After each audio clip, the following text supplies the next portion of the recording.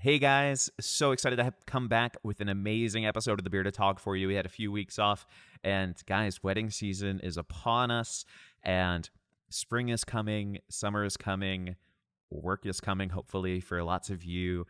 And guys, I could not be more excited or more inspired right now than I am for this episode and just everything that's happening. I don't know what happened in the last month, even though we didn't have a few episodes. There were so many messages and so many tweets and so many DMs coming my way about the Bearded Tog and just the different episodes you guys listened to. And some people found kind of the deep cuts, like episodes, 5 with Abby Grace, or 5 is with Brian Minier, or the pricing episodes. And I love that you guys are digging into that stuff because that stuff is still valuable. A lot of these theories and ideas are timeless, and it has been so cool. Thank you so much for reaching out, tagging me in certain things, saying hi, asking questions. I love replying and just kind of sharing as much as I can. And it's been so cool. We've had a few mentorship sessions with a few of you, and that has been super fruitful. I'm so excited to help people go from, making 4 digits this year to 5 digits to 6 digits. And all in the meantime, love people better. So today we have an amazing episode, and I'm so excited for these guys. These two are super cute and they're super authentic.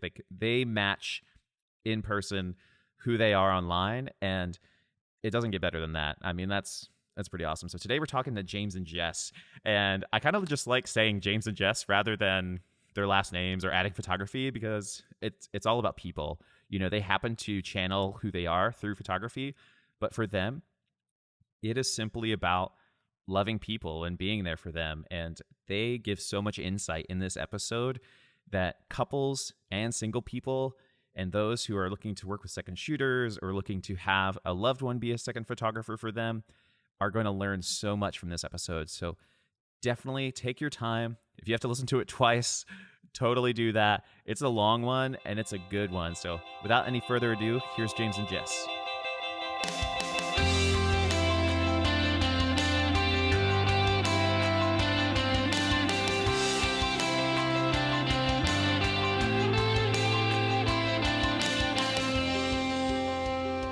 Who was I with?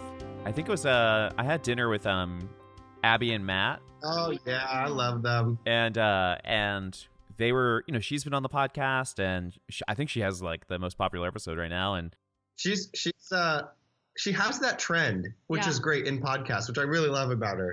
And she was like, yeah, you should interview James and Jess. And you guys seem so fun. I was like, yeah, I want to have these guys on no matter what. And and my affinity for facial hair, so obviously, James is there. Hey, what's up? When you reached out, I was like, I know what this is. Yeah. Tell me a little bit more about you guys. Where you guys spend most of your time, and how long have you guys been in business? Give me a little bit of backstory. Sure. Yeah. So this is my 12th year of doing wedding photography full time. Whoa. There's not many of us out there like that.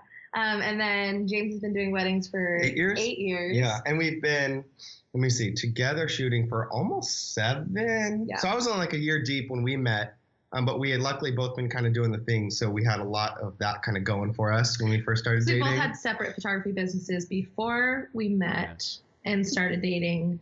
So then when we started dating, we thought, should we shoot together? I don't know. It could be awkward, could be awesome. And then we quickly realized that we should shoot together. Yeah, for sure. And then, so I think we started dating, and like a month in,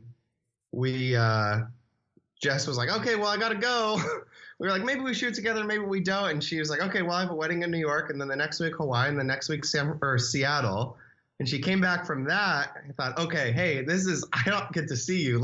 Your next wedding's in San Francisco. We both have family up there. Let's go crash at your aunt's house and shoot this. And then we did, and it was the raddest.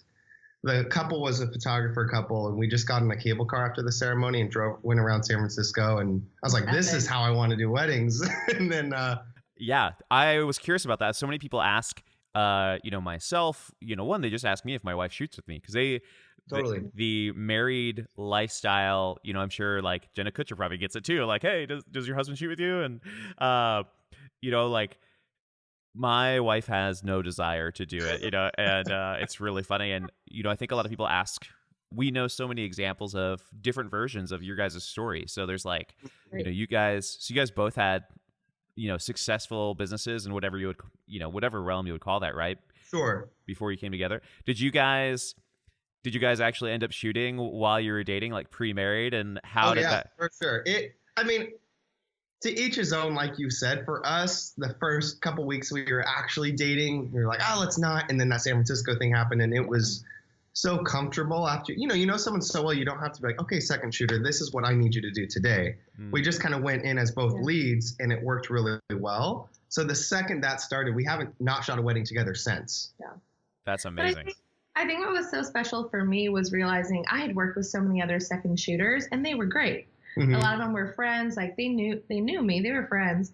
But when you're dating someone, you're learning them in a way that no one else has learned them. And so even a month in, when we shot that first wedding together, it was like, James can't read my mind, but he knows me so well that he knew what I needed. Like I was doing family photos and my voice got a tiny bit hoarse, and I look over, I'm like standing up on a chair, like not yelling, but how family photos go. Totally.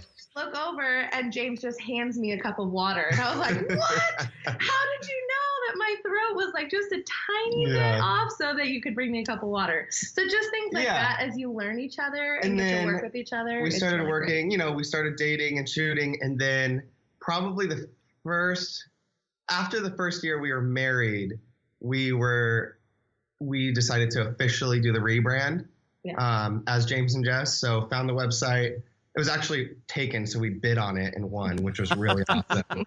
And then we kept moving forward from there. So it's never been like, at least, and like I said, to each his own. But for us, it was always a natural progression into this makes sense. We work together really well. Let's keep moving forward. Sure. Did you guys enjoy each other's work when you first started dating? Like, did you look at James' work and you're like, oh, he has good style? Or were there like adjustments you guys wanted to make? I definitely thought that about Jess. I had a long way to go when we first started dating. I was into the fact I really loved her work, and it's beautiful. I know our styles have meshed for sure and become what it is today, which is just, I think we just keep building and getting better, as I think everyone should in the creative world. Yeah. But I think I admired that style so much that I was eager to learn that process behind it. I went to Brooks, so I had like all this technical and lighting, like really in-depth knowledge of all this. And she had this, at the time, 5-6 years of real world experience. So it was really fun to kind of mesh those. And at times we kind of had to like grind through wheels and learn each other, but it was always a refining process. Sure. Actually, what I appreciated most was being self-taught.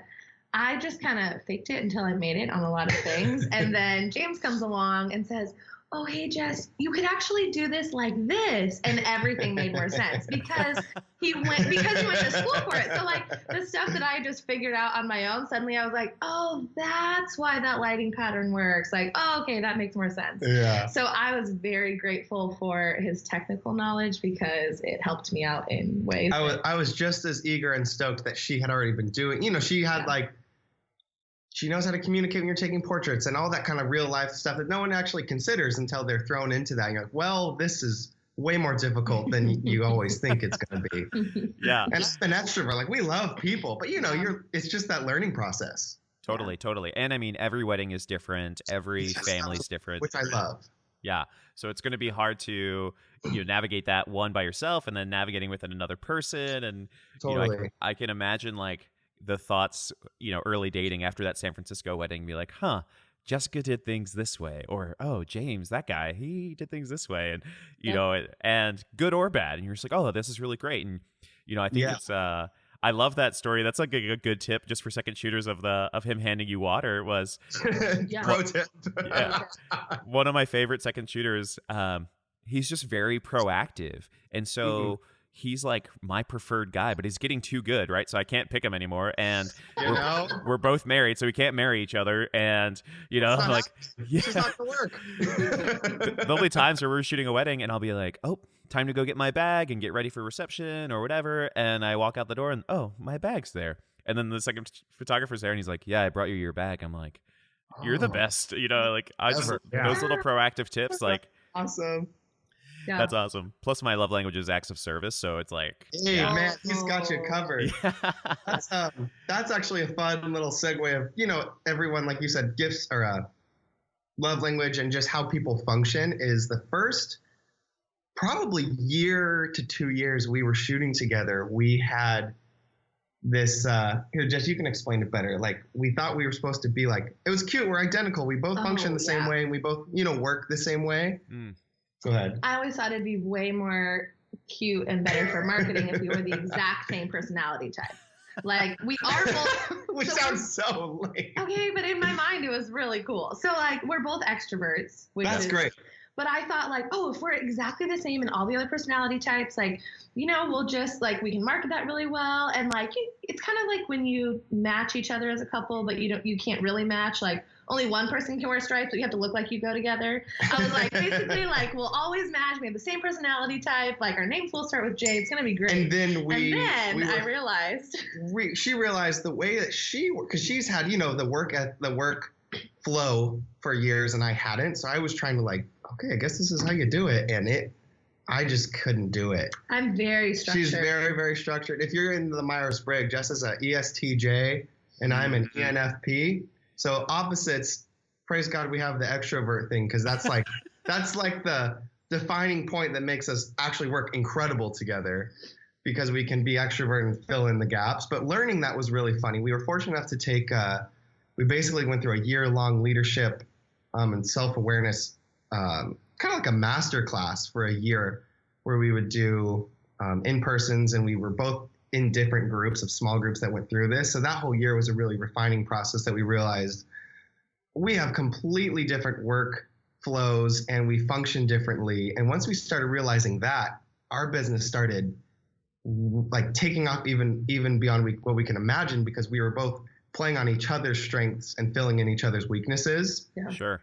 And so I think a clutch part of being husband and wife or just a team is understand that person functions differently than you. And that's more beautiful than if they were the same person. Valuing those differences. You know, and leaning into those because the more you can refine what you do well and understand what you don't do well, you can fill in the gaps with each other's talents and just, you know, you just go farther together like that. Sure.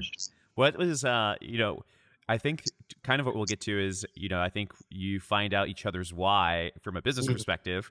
You know, something I've learned in marriage the past year is like, there's so many things you do where you didn't have a good reason, or you didn't really know your reason, or it was like instinct. Like, why do you know, put your jacket down a certain way? Like little tiny things to big things. Totally. What was something for you guys, even just a little example of something, you know, either of you had to be like, oh, okay, this James is better than me at this, or Jess is better than me at, and we have to figure it out. The first we both have different answers. You're gonna have fun. We have a lot of answers for each other because we also knew where we failed really hard. I don't edit photos. Like sans like the occasional iPhone pic I throw on Instagram. Yeah. Even and I'll text it to Jess or airdrop it. That's true. And I'm not bad at it. I just hate editing photos. Yeah. It is the repetition of it. That kind of grind, I get really bored really quick. And I could be looking at my favorite shoot ever. But one, Jessica does it way better than me. And we literally first started, we were like, okay, let's split the load in half. Oh, yeah. James edited the first half of the wedding, Jess edited the second. But like which sounds so absurd and so flawed. It was bad. But that was a legit thing. We were thinking like, oh, we should just split this evenly. And we thought evenly looked very generic, like half a wedding, great.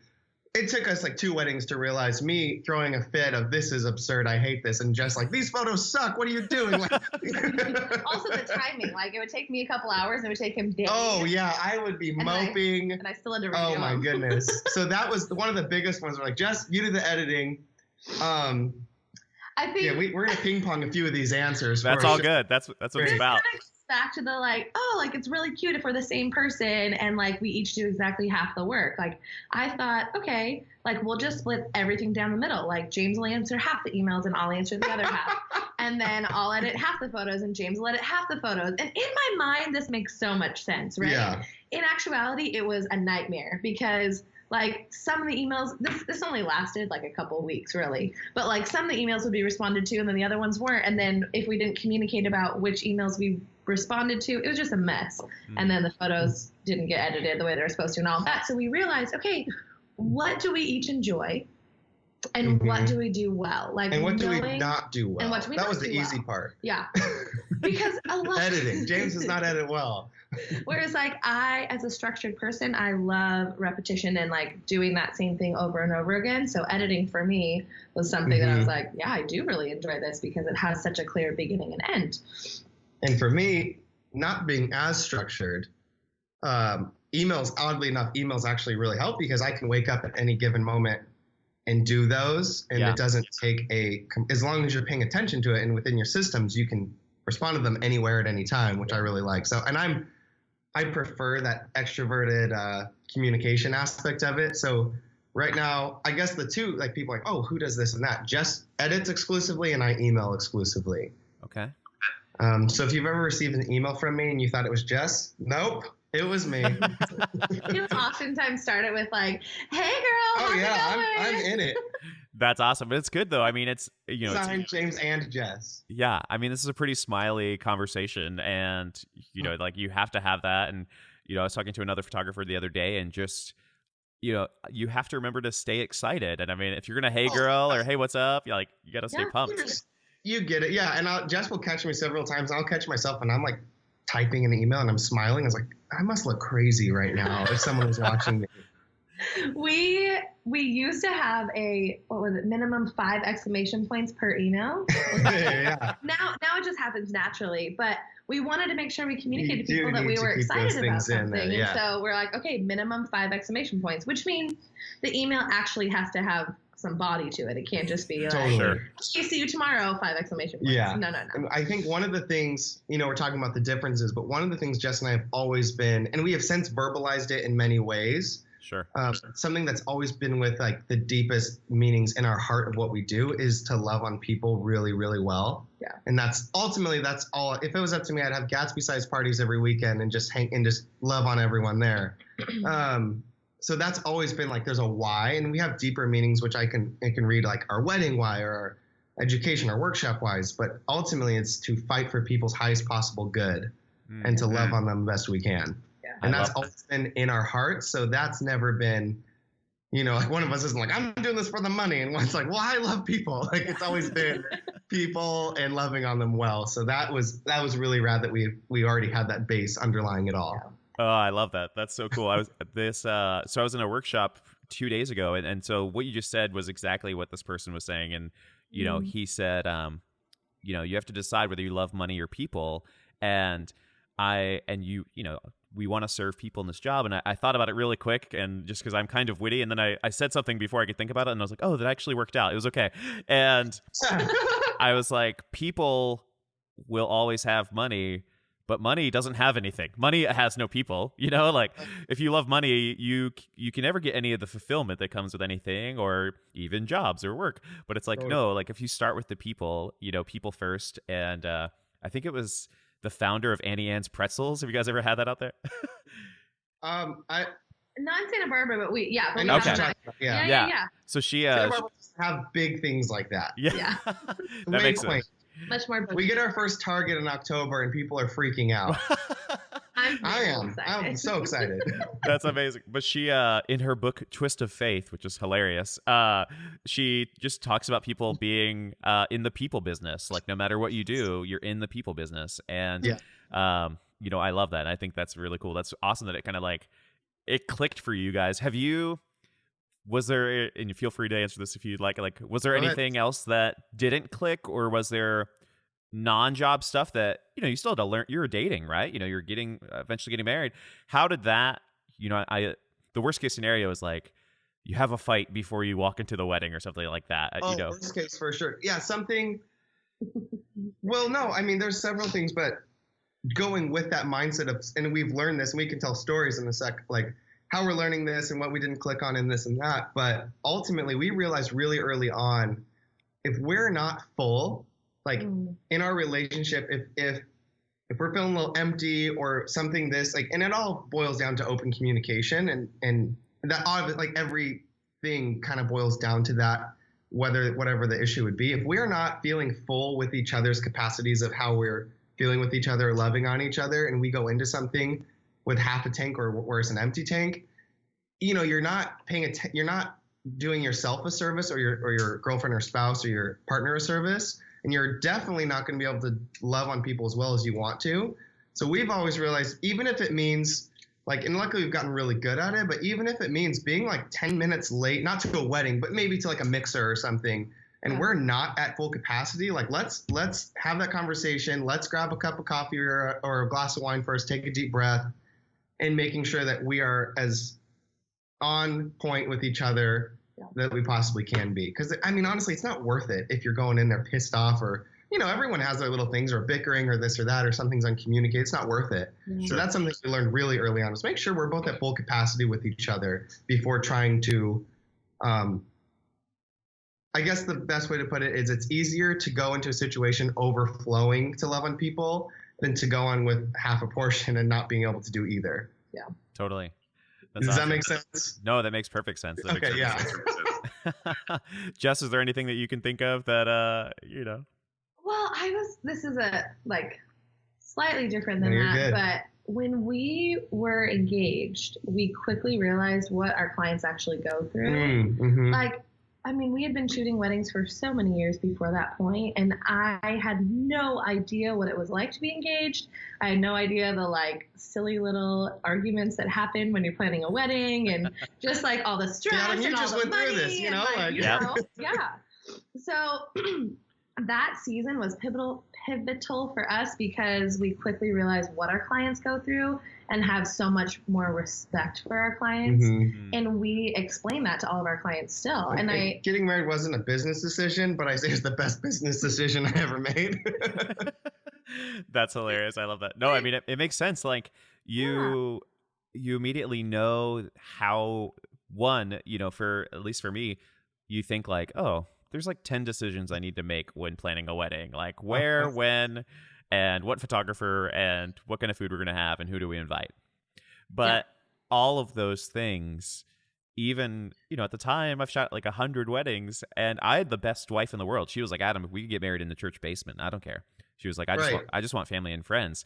And it was me and my own pride where I was I want it to look somewhat cool, and I want us to have our friends there, and everything. There's so many mornings. We have a Sunday morning standing date before church usually, and there's so many mornings where we're just trying not to tear up in public at Starbucks because we're arguing about this stupid thing, or whether we should get flowers from this place. But it is in going through that ourselves, we realized, okay, grace goes a really long way on all parties, when someone's really planning a wedding. So we learned that about ourselves and just to move forward in that love with all our couples. Totally.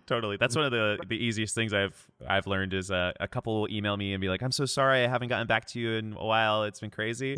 That's easy. You just got one of those. I'm I get it. Yeah, it's the easiest email for you to just swoop in and be like, listen, I understand what you're going through, and we're rooting for you. Let us know how you can help, Totally. And I would encourage people who aren't married, but just to pay attention, maybe ask some of your couples what they did go through, just to get a feel of that, You don't have to be married, obviously, to be a great wedding photographer. As long as you're paying attention to, wow, I've seen a lot of my couples go through this. I understand that grace does go a long way. Yeah. It goes back to people, as long always, as even if you're single, it's still people. Yeah.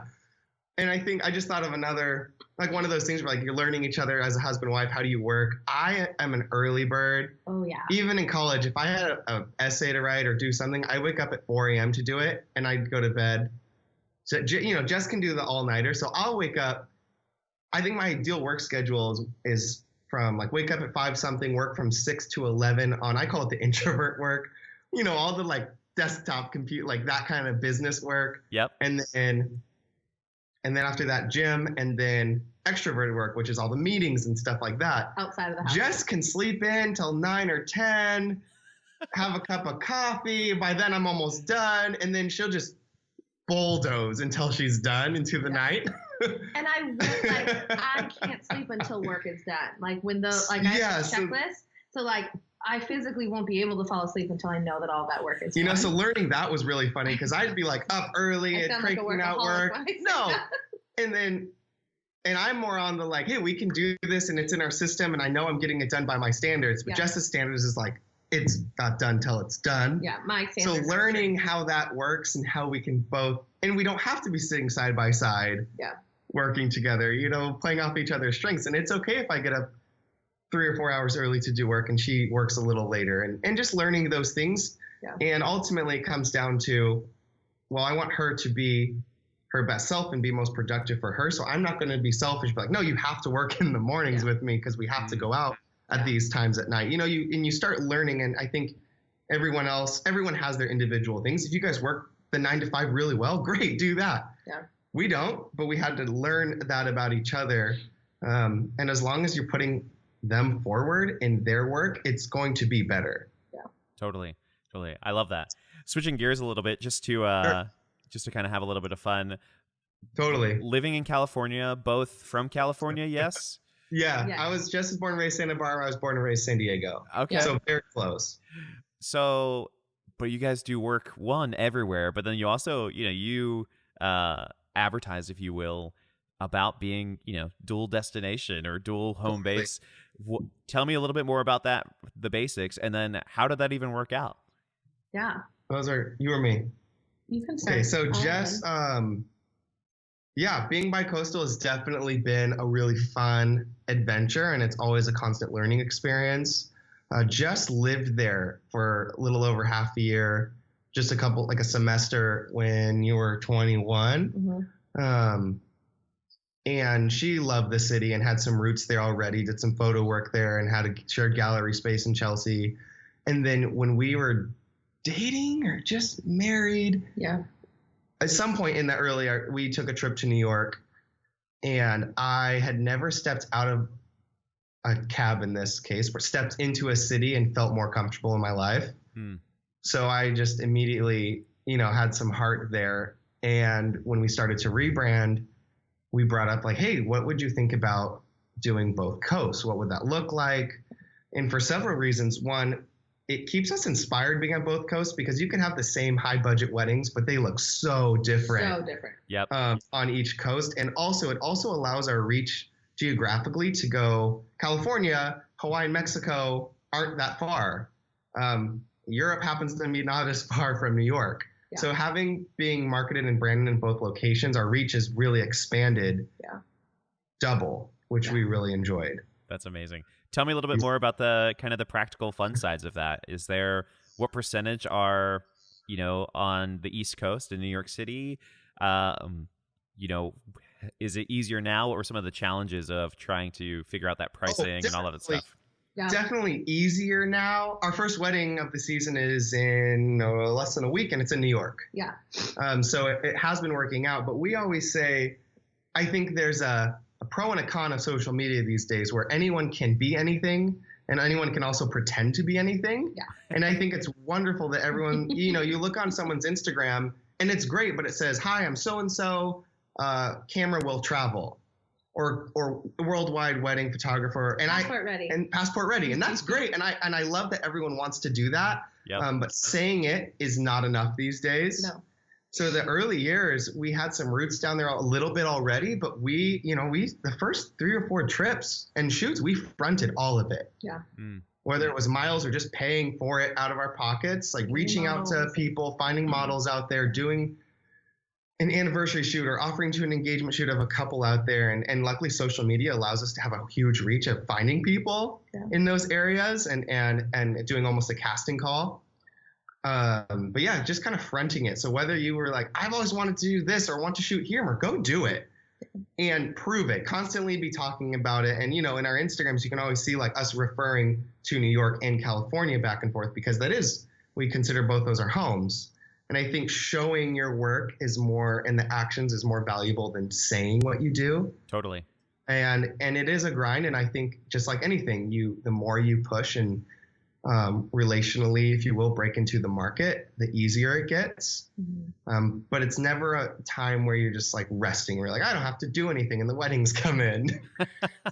You're always nurturing it. We always say if you're if you're a wedding photographer and you're waiting for handouts, you're in the wrong industry. Like, no one's just going to give you handouts and be like, oh, you're not doing anything. Here, shoot my wedding. Yeah, no, it wouldn't be enough to be like, I can't wait to shoot in New York and just kind of hold your breath until and hope someone can read your mind. You know, because we didn't have a presence there until we decided to. Sure. But I think the most important thing to remember is people are going to hire someone that they trust. Mm-hmm. And the way that they trust you is through consistency.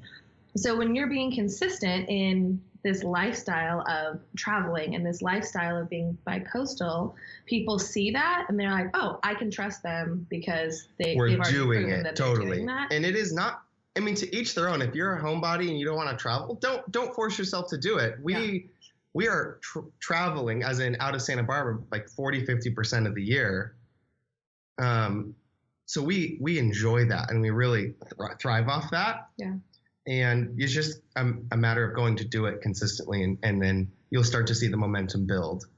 Yeah. And I think that's true in any aspect of reaching for business. Yeah. So right now, I think I would say like 25% East Coast, 40-50% Santa Barbara, and then the other 20 or 30% internationally. All over. Yeah. That's awesome. That's cool. Is there a number of weddings that you've had to learn to go down or go up, or is, you know, because of the craziness? Totally. And it's different each year because obviously we never do, like, we have a wedding in New York, for instance, it's on like a Thursday or Friday. If there's a Thursday or Friday or Saturday wedding in New York, we won't shoot a wedding that Sunday anywhere else on the West Coast because I've had too many delayed flights in my life. And luckily I'm at the point where I don't need that stress. Like, I'm not going to board a red eye after a 12-hour wedding in Manhattan, you know, take the subway to JFK and hopefully I get home in time. Yeah. That's just, but so yeah, and it's different every year. So you're like, oh, this is a popular weekend. We can only take one because it's on this coast and the other wedding's on that coast for sure. And those used to hurt a lot. But you know, it gets easier and you just understand, well, I'm doing this because I love it. And I'd rather have a few less, but it's different every year. I think 30 to 40 is our sweet spot, but it always looks different depending on where the destinations are. We also, I mean, we have so many systems in our business that it makes it that much easier for us. Like, once we're done shooting the wedding, we just have all those systems in place. Like, we know exactly when, like, I'm editing the highlights and when we're sending them off to our editor and when we're blogging them and all of that. So, like, realistically, we could do a wedding every single weekend and that would be fine. Like, we'd get a little tired, but we still wouldn't get to the point where we would be burned out. And we've never got to a point of being burned out from doing too many weddings because we know ourselves and we know, like, you know, either when to say no or like how to rest and how to refuel in order to be full and ready for those other weddings. So normally that number is 30 to 40. It varies throughout the years depending on where we're traveling to. But we've never had to, like, specifically say, this year we're cutting way back.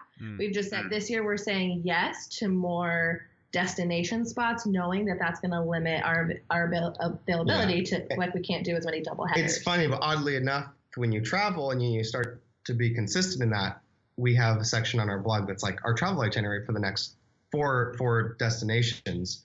And people would be like, hey, like, we were in Paris a couple of years ago. We did like 2 anniversary shoots because, like, we're already there. Yeah. You know, you already saved they don't have to fly us out. Great, let's do it. Yeah. So there's also a benefit of not just weddings, but hey, we'll be in New York again, or we'll be wherever, who else is there, and people will reach out, which is oddly enough a way to get more business, just in a different avenue.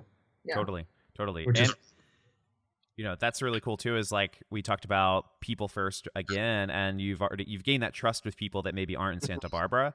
But if you happen to be, you know, it's like you eliminated a little barrier to entry by like, hey, we're going to be in Austin or something. And they're like, absolutely. That random photographer I've been following on Instagram for a year is done. Honey, get your wallet. Let's go.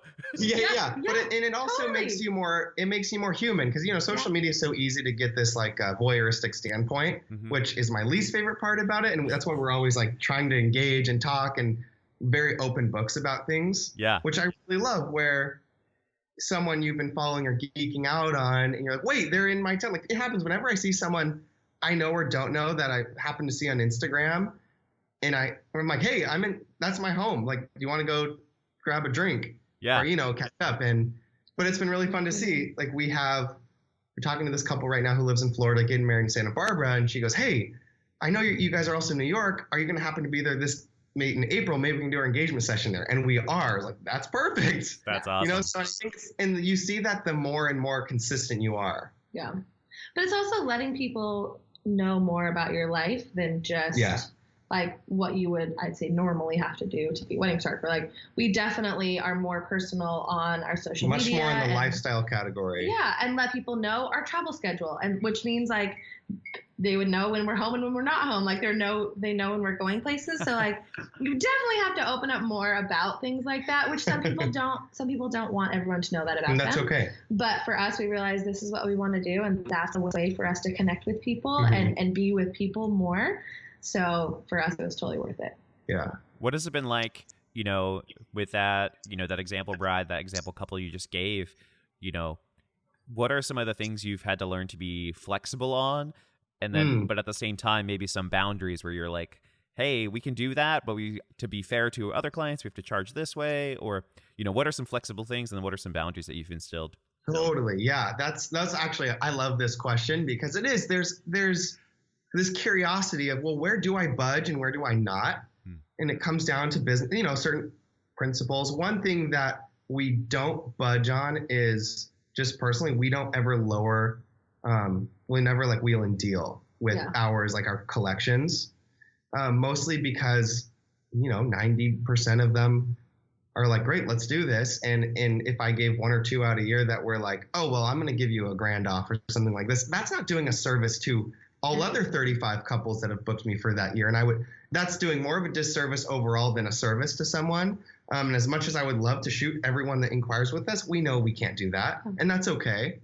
Something we are super flexible on is when and where the engagement session is happening. Yeah. We travel so often. If allowed, we always add at least 2 or 3 days buffer in between events on destinations for that reason. Yeah. So it's like, hey, here's our travel. And someone's like, I really want to do this. Or if it's like, I'm a city away. I'm going to be in Savannah, but I'm just right outside, here. Great. Let's go. Let's do it. That's something I love to do. It brings us joy to do that. And what other way to be able to run around with your spouse and take photos around the world with people, So, and if it is like, oh, well, we were planning like to leave that day early, but you can do this. So let's put our flight the next day so we can do that. We're really flexible with that. But we really enjoy doing that. Sure. So those are where the rigid things are. I'm trying to think like if you help run my brain with like things like people always have questions of budging or not on. Yeah. A lot of times people will ask us, because the engagement session is complimentary in all of our packages. And so when we have clients that don't live in Santa Barbara or New York City, and they'll say like, I don't know if we'll have a chance to do our engagement shoot before the wedding. Can we trade that in for another hour or something? And we explain to them, no, the engagement shoot is complimentary because that's such an important part of the process, because we want to hang out with you guys and get to know you and get a drink together and photograph you beforehand, because that just makes the experience on the wedding day better. We don't really budge on that, because 9 out of 10 times we will find them somewhere in this world to photograph them, and it just works out. And once you get them hyped on it, it's like, hey, even if you have to go somewhere, you can be wanting to go somewhere, let's shoot here. Oh yeah. If it absolutely does not work out, sure, we could find something like for rehearsal dinner an hour, or something, but 99% of the time that's never happened. So, and I think that's a fear of people's like, well, what if it doesn't work out? Figure it out when it doesn't work out, but keep pushing forward. Totally. And it encourages them to travel too. And and we also, people know that's part of our brand and lifestyle is the jet setter kind of style. And you get what you put out. So you're attracting people who love that style of travel and adventure. That's what I was going to say. It wouldn't be rare for your couples that are already following you to be, traveling somewhat in their lives, at least in the US, where, you have some couples who might never get on a plane that year, and that could be totally normal, it just depends. Yeah. But that might not be, your particular client and stuff like that. Sure. Yeah. That's absolutely. awesome. So kind of a mix of all of that, and then we're mixing it with what we talked about before with just kind of the marriage and dating and stuff like that. Yeah. Just give me how long have you guys been together total? now? Okay, let me see. We've been married for. Okay, I'm gonna do the time. I'm gonna do the timeline. We've been married about almost 4.5 years. So let's say 4.5. We dated for 1 full year, and then we were engaged for about half a year. So what's that? 6? Yeah. 7? 6 years? Okay. And I've probably known her close to 7, but we started dating. Yeah. Into that, which will take about an hour to tell. That's the next time. That's the Instagram Live. If you guys on Instagram, I'll tell it eventually. That's awesome. That's awesome. But yeah, probably 6 years, which has been really fun.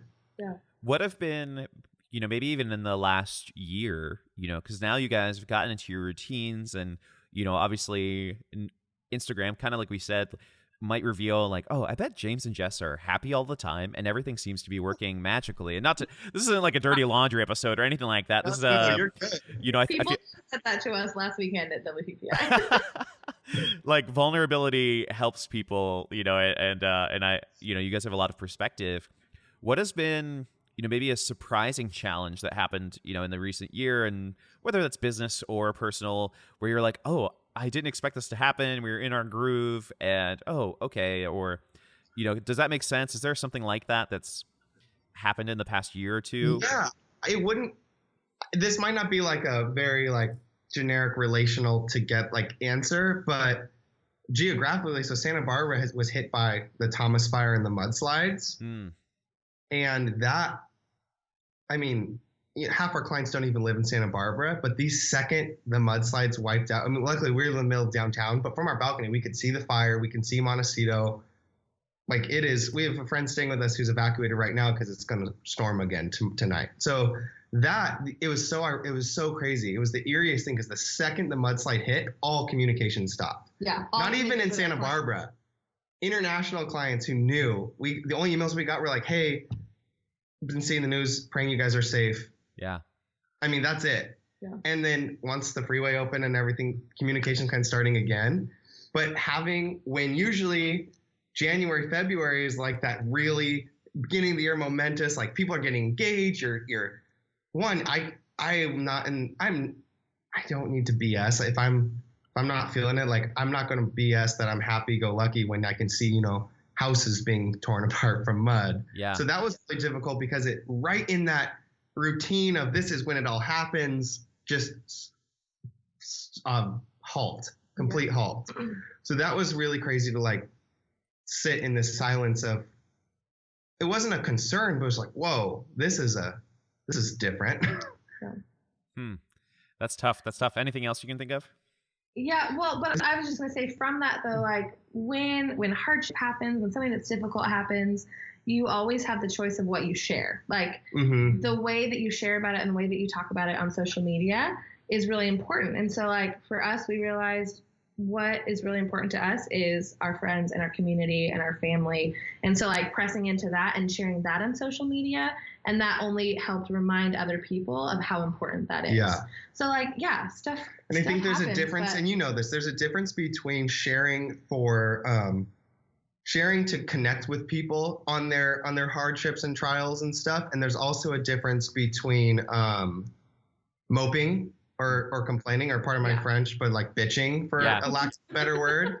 And there's a difference. And someone goes, social media is not to rant, and if it's there to be like, hey, this is what we've been going through. Here's the hardship. Anyone else connect with us on this? You're going deeper. Yeah. If you're just like, I can't believe this or this, a negativity, you're gonna breed that negativity throughout, and you're not gonna make anyone's lives better, and you're gonna start attracting that. Yeah, absolutely. So as long as you're following that line, in my opinion, of doing it to put out encouragement and connect with people on a good level. Yeah. And Jenna's the best at that. I love when she's like, hey, this was really difficult, but we're gonna talk about this. That's good because she's connecting with people. She's not ranting, and people aren't ranting of, my life is horrible and this, looking for, I don't know, some kind of affirmation. So I think that's the line you kind of have to draw. To do it with purpose. Do it with purpose. Yeah. That makes so much sense. I could totally see you guys doing like, during these stressful times in California, just being like, hey, all,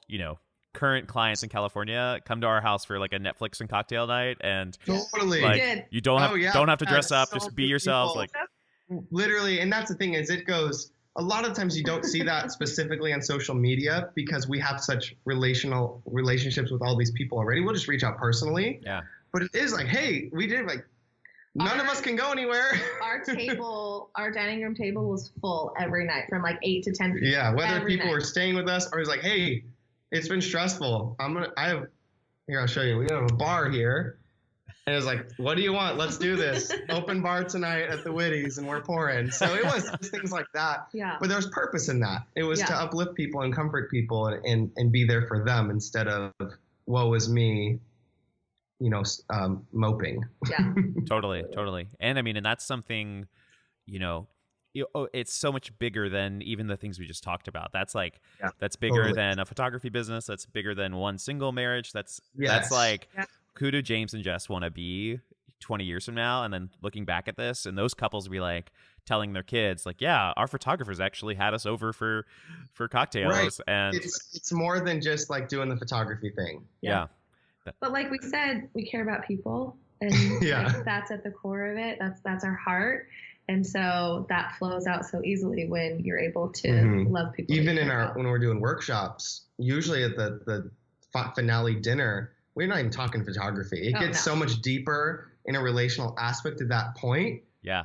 The photography is almost just like secondary. it's not secondary, and obviously it's a photo workshop, but it is. You go so much deeper in meaningful relationships than just photography, and that's what I really love about that this industry allows me to do. Totally. I think it's definitely, especially for you guys, and people don't realize. People think the most popular photographers or the most special photographers are that way because of what they do with the camera, and we all know that that's not really the case. Totally. It's definitely a huge portion, but it's Sure. it's about what's in front of the lens and who's behind it. And like, what is that relationship there? Yes. And I was talking to somebody this week at the workshop, and we could probably talk gear or like photo stuff, or it's good to, I think people love to know the how, and just, I love learning other people's hows, so I'd be like, James, how do you blah, blah, blah, blah, XYZ. Just you can build off of that, and it's fun. Yeah. And it's just fun, especially like Jess was self-taught, but you came from like traditional photography education background. You're like, why are we even shooting in RAW? Let's just get it right. I'm just kidding. I don't know. But Stories. Just didn't shoot in manual before I came around. Yeah, Like all those little things. Oh yeah. I was kind of hoping you wouldn't say that, but there we go. Okay. So it'd be really funny if Jess was like, I still don't. He doesn't know. That's good. Yeah. I hide our EXIF data. Anyway, this is really nerdy. But also, the like top part of our camera where it says like manual and all the other things, that always falls off. So my camera is always in manual, which is great. But it's funny. People are like, what are you someone will come talk shop and like, what are you shooting in? And I was like, you can't even see. I don't even know. It's always that's amazing. That thing pops off within the first week every time. Yeah, and the little eye socket too. If you're Nikon, it pops up every. Our cameras probably look like junk if you really looked at them. In the middle of wedding season, I'll get a callus on my eyebrow from where the camera's hitting me, and it's hilarious. Like you can actually feel it. It's like a real callus. It's smooth right now because it's February. It's March. But. It's March now. Yeah. March today. That's right. That's so funny. This is like a really weird story, but I feel like you'll get this. Especially Jess just mentioned that a buddy of mine is a photographer for a news outlet, and we shoot very different things, and. But there was something, I think we were on a road trip or something together, and we used the same camera just for a few minutes, and he had been recovering from pink eye, and then a few days later I got pink eye, and I was like, my wife was like, how'd you do that? Like, what are you doing? And I was like, I don't know. Like, what kind of road trip was this? Yeah. But it's like two dudes just sleeping in the back of a van in Iceland. Yeah, I was like, what is going on? And it was like our fourth trip anyway. Yeah, it was. That's hilarious and unfortunate. Yeah, but yeah, that's hilarious. Although Iceland is awesome. It is. How many times? What is your favorite thing about Iceland? That you're basically that they are no BS about not letting other things come in. Yeah. Like if you have to, like McDonald's, I guess, was like, we want to be there, and like, okay, only source from us, and they said no, so they didn't let them in. Yeah. If you're fish there, you have to buy all new gear or prove that you've disinfected all of your gear. Just like and from the second you step in like to Reykjavik or even the airport, yep. You just know it's different. Like this is how it was thousands of years ago, and that beauty is so raw and still preserved.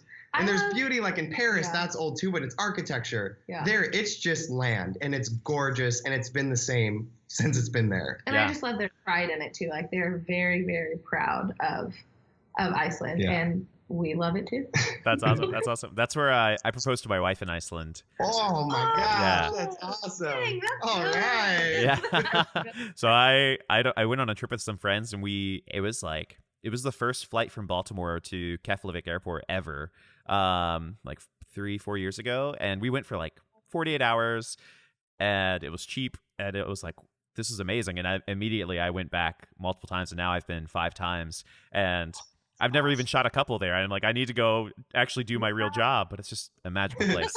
No, it does do something to you though, where you're just not concerned about anything. You're just there in awe. Yeah.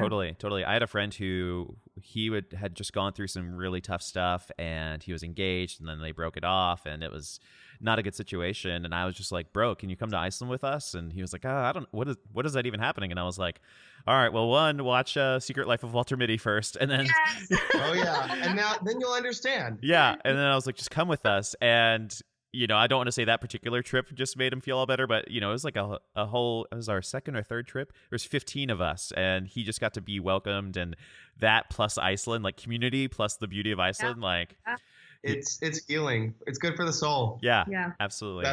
That's awesome. One last thing that we were trying to, we talked about how in workshops some people want to know the how, but I think kind of you were talking about, it's less about the gear, and workshops where you get to know somebody who's been in the industry for a long time. And this could be workshops for people who aren't even photographers, just business people. Yeah. It's just like you find out, you can ask questions about their how, but it's mostly about their why, and you guys, like, it's so people talk about finding your why, but you can have why in the practical, like, oh, why do you shoot in manual?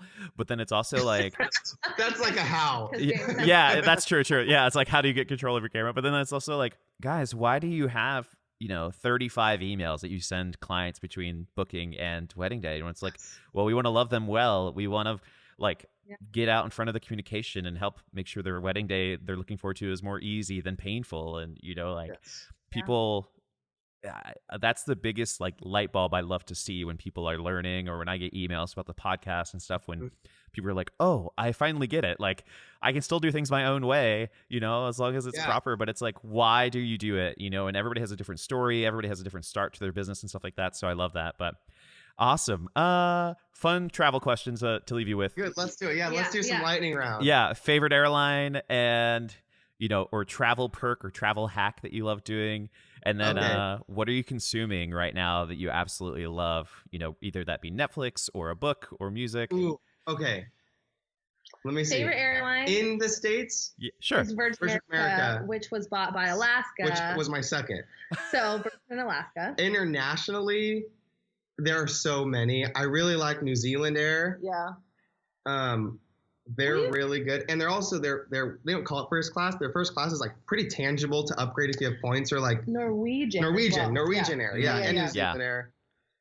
Do you have allegiances in the States? And are you a One World member or an American? No, we have. The card we have, it's a Chase Sapphire Reserve. Yep. And it is like the greatest travel card ever. Look into it if you can get it. I highly recommend it if you fly more than 5 times a year. It includes TSA PreCheck and or global entry. They comp that for you, which is incredible. That's awesome. And you get in all the lounges. I always laugh though, because I don't know if you've ever taken Icelandic Air. Sounds like you have, where Virgin America's safety video is like a rap song. Yeah. And Icelandic Air looks like a Patagonia commercial. Yes. It's like the most beautiful couple running through waterfalls. For the emergency exit, it's like, oh, here we go down the waterfall. Oh, it's awesome. Hilarious. Okay, let me see. Travel hack, get TSA PreCheck. Yeah. Yes. It's $80. I think it's for 5 years. It is worth it. Yeah. I love fashion, and I have these boots that I really like, but I would never wear them flying because they take 10 minutes to get on and off. Yeah. But now he's not exaggerating. But now I just walk through with them. And then I don't know what it's called, but they just came out. Boeing just sponsored this, basically a global entry app that's free if you have pre-check. Mobile Passport. Mobile Passport. Google it. There's like a very specific thing you have to type in the App Store, but it's awesome. That's awesome. So you can get TSA pre-check, and then you can use your known traveler number inside Mobile Passport. So when you land in the U.S., you open the app, put it in there. That's a good hack. And you go right through customs. Yeah. Another hack would be we always bring our hydro flasks empty and just fill them with water when we get there, because traveling, I mean, you get flying dehydrated, you get super miserable. So we always just have an empty water bottle. And then one more note, I swear I'm not sponsored by Chase or anything. I just love it so much. It includes a priority pass, which is a lounge pass to almost every lounge in the airport. Yeah. So we're flying out of LAX because it's significantly easier from Santa Barbara just because the reach is farther.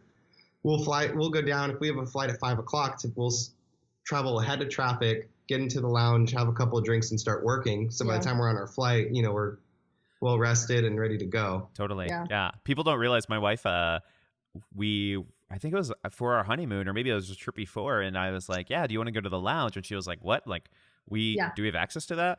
And I'm just an American Airlines, went for the US, and so I was like, yeah, we can go to their lounge or whatever. And she was like, it's so quiet. And, she's like, can just read. And I was like, do you want any snacks? That has free cocktails, basically. Yeah, exactly. It feel like you're at the airport, which is amazing. my favorite thing. Totally. I think at least in DC, because you're right near like the TSA office infrastructure and all that stuff.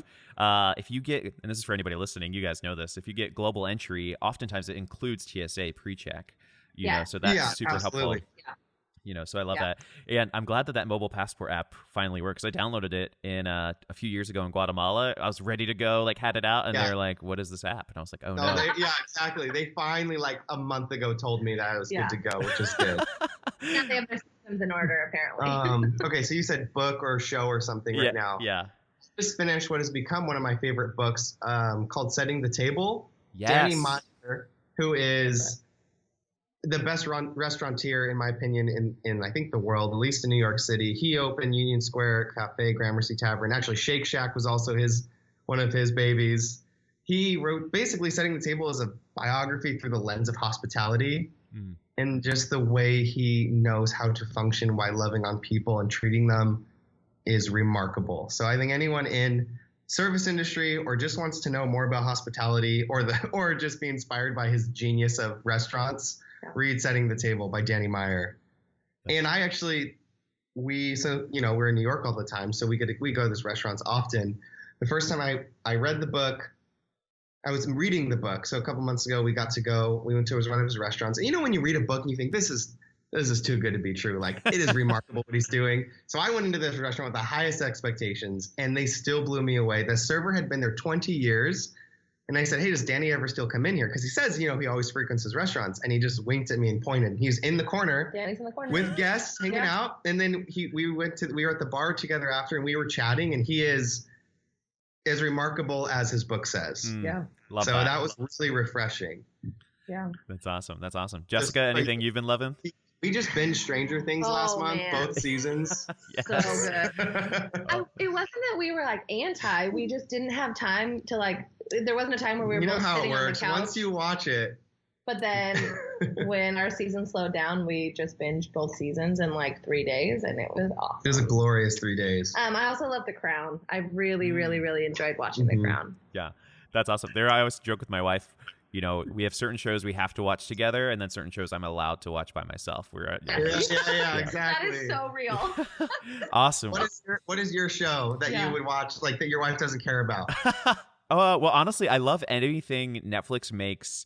Any Netflix original, they're just so good. So I just finished Altered Carbon, which is not something I would really be into, but it's cyberpunk, and I'm not nerdy enough to know about this. And but it's the guy from another show called The Killing. This is really dark, but he's just such a good actor. It's a turn here. Yeah, and I was like, oh, I'm gonna watch this, and this is really fun. And whereas right now, I've been introducing my wife to new shows, and so we're finally, especially living in DC, we're going through West Wing, and oh wow, it's such a good feel-good show, and it's so old, and it's very optimistic. No matter where you stand, you're just man. And so every show, every episode I'll like start tearing up. I'll just be like, I just love the dignity here, or like the president says, like, there's a line in the first season when they're doing that thing for State of the Union. They tell somebody to stand back in case something terrible happens. And the president finds this guy, and I think he's like a very low-level staffer, and he says, hey, are you ready for this? And he's like, I guess. And the president says, you have a best friend? The guy's like, yeah. He's like, that's your chief of staff. And I was like, and like, it was just so like, it's just awesome because of the relationships, and I don't know, it's so cool. And so my wife thinks I'm a dork, and I'm an ENTJ, so she's like, Adam, you get feely when we watch shows, and I'm like, yeah. Nice. Your feeler comes out. That's awesome. Yeah. I love that. That's so fun. Yeah. Anything.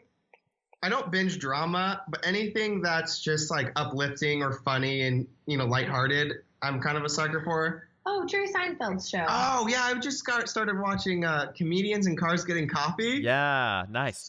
Seinfeld driving around classic cars with comedians for 20 minutes, chatting about life and getting coffee, which is, all I want to do with people. Yeah. Well, it's just like you're the guy that wrote Setting the Table. Wouldn't you love to kind of have just 20 minutes with him, of authenticity, Totally.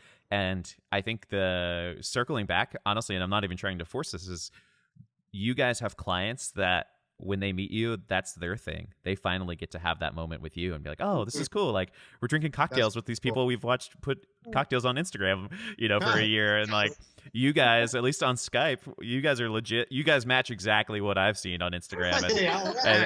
And I love that. It's super honest, and it's amazing and super cute. Yeah, guys, such a long episode. This might be one of the longest. Thank you so much. Wow, you could go on. Yeah. Let's do episode 2 sometime. I mean, marriage and photography is important, and the things we talked about. And your guys, thank you so much. Thanks for having us. I'm glad this worked out. Yeah, it's awesome. Where is the best place to find you guys? And I'll link those in the show notes. Do you guys love Instagram or would your site? What's your preference? Totally, yeah. I guess our site and Instagram. So Jess's is at Jess Fairchild, and mine's at James Witty. Just a quick clarification. Fairchild is Jess's middle name. Witt is my nickname. So Wittmayer is technically our last name, but Fairchild and Witty is kind of our go-tos. Yeah. Okay, awesome. That's cool. And those are fun. Yeah, why not? And then if you guys, jamesandjess.com, if you want to check out more of our business stuff, jamesandjess.com/education.